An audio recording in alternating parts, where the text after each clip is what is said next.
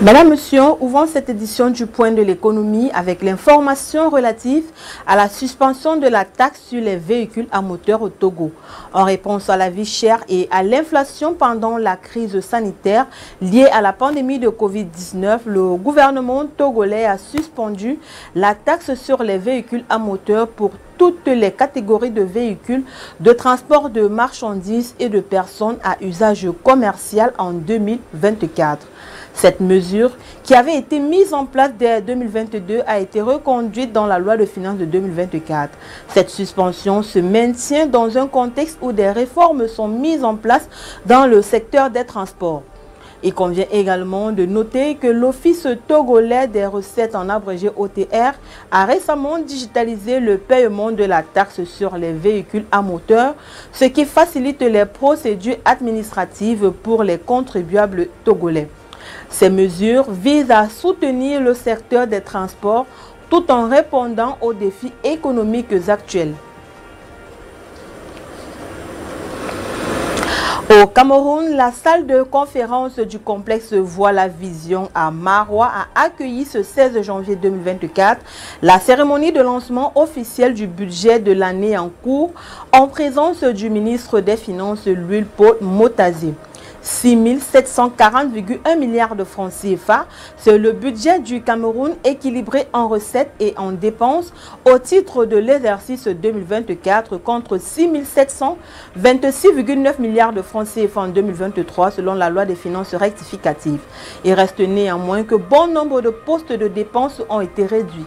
Au-delà des recettes pétrolières qui connaissent une baisse de plus de 32 milliards de francs CFA en raison de la baisse des cours du baril, les comptes d'affectation spéciale subissent une coupe record de plus de 23 milliards de francs CFA à plus de 60 milliards de francs CFA. Dans le détail, le Fonds pour le financement de la reconstruction des zones reconnues économiquement sinistrées des régions de l'extrême nord, du nord-ouest et du sud-ouest est passé à 30 milliards de francs CFA en 2024, tandis que les autres comptes plafonnent à 30,6 milliards de francs CFA.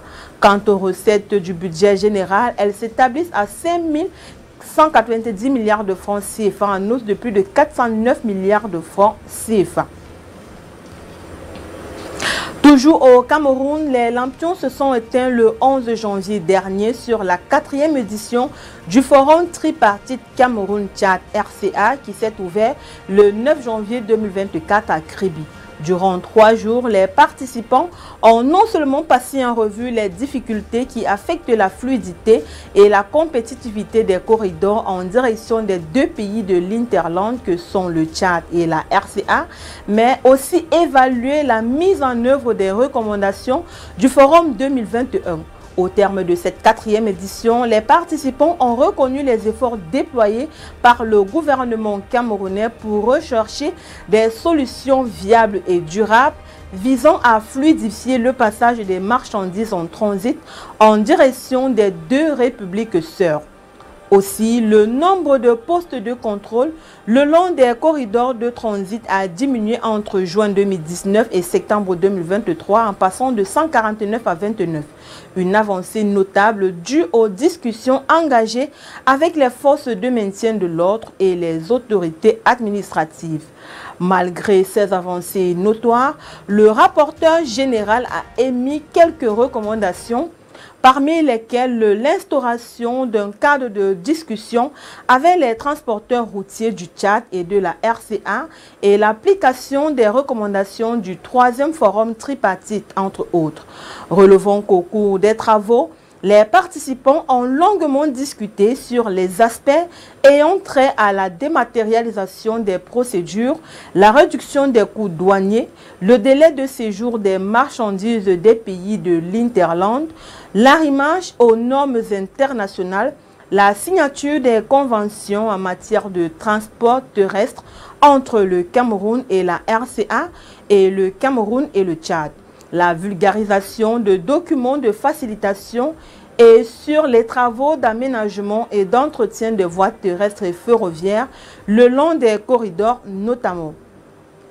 Notons également qu'en vue de la facilitation des échanges entre le Tchad et la RCA et le Cameroun a octroyé aux opérateurs tchadiens et centrafricains des parcelles dans la zone portuaire nationale. Il a également suspendu des pénalités de stationnement et ouvert des postes douaniers tchadiens et centrafricains au port de Kribi.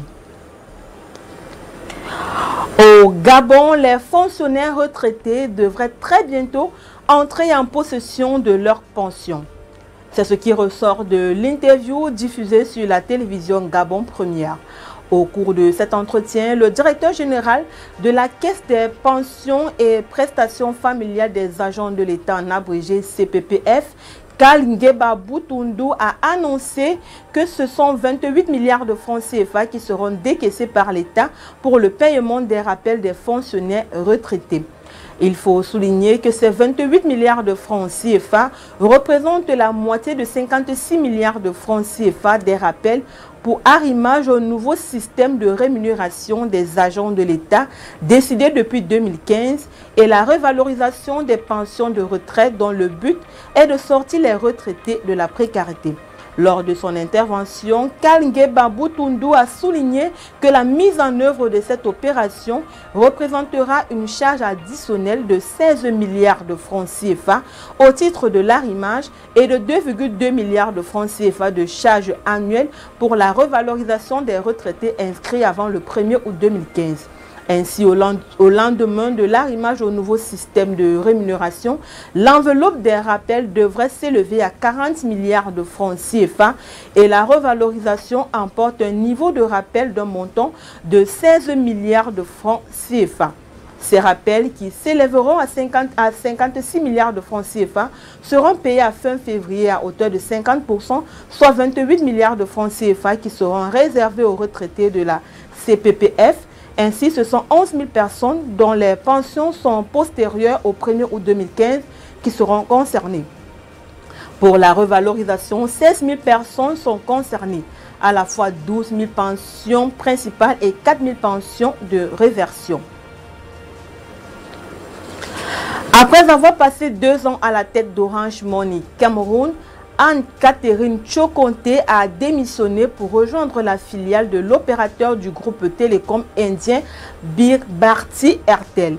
Ingénieure, Anne-Catherine est diplômée de l'école polytechnique et des ponts et chaussées en France et experte en microfinance de la Frankfurt School. Ses expériences multisectorielles dans les télécommunications, la microfinance, l'agriculture, l'énergie et les cosmétiques lui ont permis de se tailler une belle réputation dans ces domaines.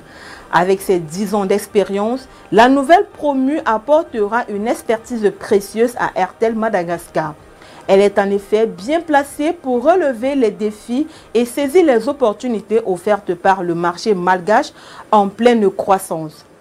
Relevons que durant son passage à la tête de la direction générale de Orange Money Cameroun, elle a joué un rôle clé dans le développement et la croissance de cette filiale du groupe français Orange.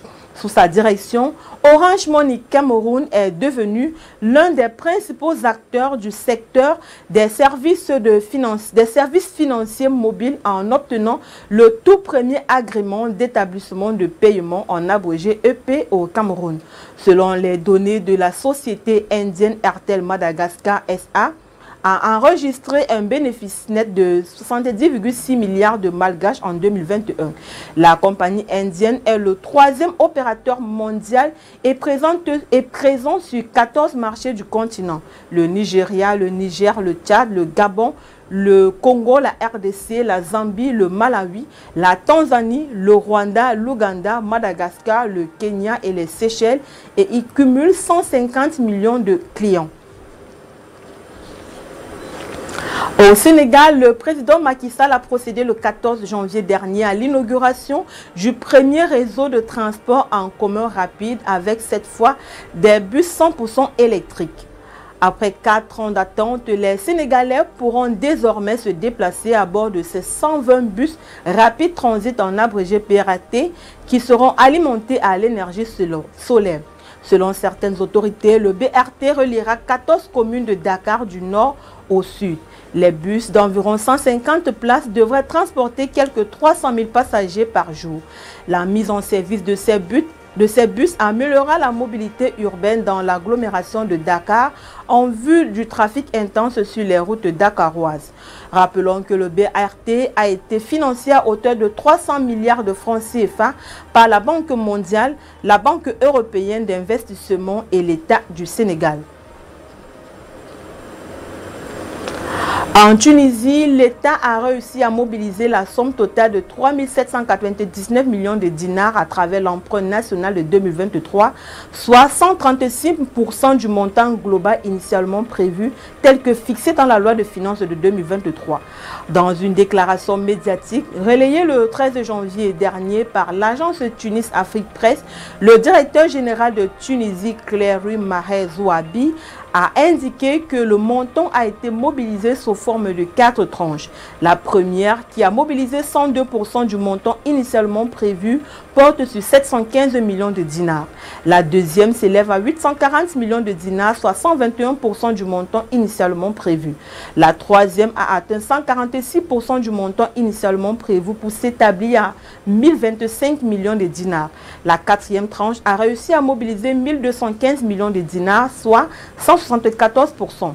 Des estimations durant l'année 2023, des intermédiaires en bourse ont collecté 77% des ordres de souscription contre 23% par les banques pour l'emprunt national 2023. Les établissements bancaires ont souscrit à 87% du montant mobilisé pour la première tranche, 22% pour la deuxième tranche, 79% de la troisième tranche et 71% du montant de la quatrième tranche. Dans la même déclaration, Maher Zouabi a confirmé l'intention de l'État tunisien de continuer à se financer à travers l'emprunt national afin de mobiliser 2 870 millions de dinars au profit du budget tunisien. Mesdames, Messieurs, c'est avec cette note que nous mettons un terme à cette édition du Point de l'économie. Merci d'avoir été des nôtres. Les programmes se poursuivent sur nos différentes plateformes médias. Restez connectés.